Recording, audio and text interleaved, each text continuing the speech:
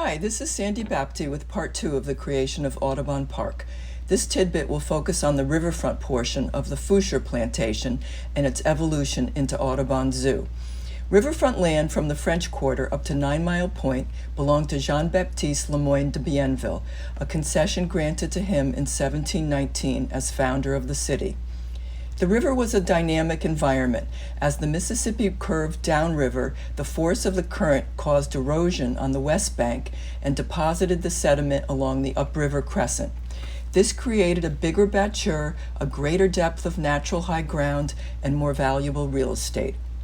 Over time, the levees were built, both raising the protective buffer and widening it. The Boré plantation took advantage of the wide levee.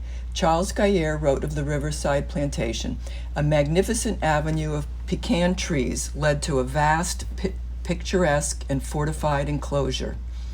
Boré was considered one of the strongest and ablest planters of Louisiana. He was visited by the Duke of Orleans and later the French prefect Pierre de Laussat, who wrote, "The residence was quite attractive, surrounded by lovely gardens with magnificent lanes of orange trees." Drawings like these from the notarial archives are accurate renditions of the properties, and sometimes they are shown in exquisite detail. Many surveyors, engineers, and architects were employed to create visual representations of properties for sale. The 1834 map was drawn by Charles Zimpel, who was known for the accuracy and detail of the building and grounds. Just upriver, the Foucher plantation had even more extensive and elaborate landscape. The large, symmetrically planned house was approached from the river road through an enormous parterre garden, terminating in a semicircular area in front of the main house, which was flanked by symmetrical outbuildings, probably dovecotes. The Foucher plantation was not occupied when it was seized during the Civil War and used by both Confederate and Union armies. A newspaper reported that the beautiful and healthful location was chosen by the U.S. government as a good site for a hospital and asylum for military invalids. For the 1884 Cotton Centennial, a riverfront landing was built to provide boat access to the exposition. Lagoons, which may have originated as drainage ditches for the sugar plantation, became landscape features, starting with the exposition. In the Olmsted Brothers 1900 plan, water is featured prominently. Most are organically shaped except for a more formal lagoon built next to Horticultural Hall. Despite public opposition due to fear of breeding grounds for insects, picturesque lagoons were created. In 1918, a portion of the main lagoon was made deep enough for swimming.